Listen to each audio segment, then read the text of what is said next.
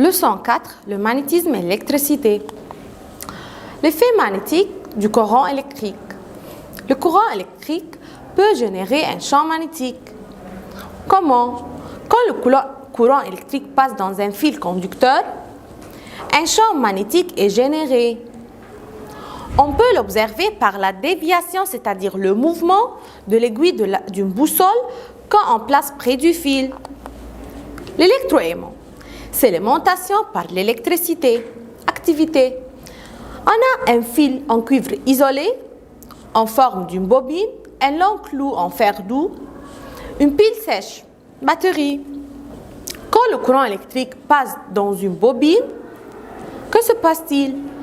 Qui entoure une barre en fer doux, la barre se transforme en aimant temporaire, c'est-à-dire pour un peu du temps, appelé l'électroaimant. Utilisation de l'électroaimant. Dans les maisons, dans la sonnerie électrique de la porte, le mixeur, le tourne-disque de l'ordinateur et la télé. Dans les usines, dans la grue électromagnétique, des énormes électroaimants pour déplacer les gros morceaux en fer. Fonctionnement, il attire les objets en fer. On interrompt le courant électrique, l'électroaimant perd son aimantation et les pièces en fer tombent. On peut augmenter le magnétisme de l'électroaimant par 3 méthodes. Premièrement, augmente le nombre de tours de la bobine. Deuxièmement, augmente l'intensité du courant électrique qui traverse la bobine. Numéro 3, augmenter le nombre de piles sèches. On peut utiliser 2 piles sèches ou 3 piles sèches.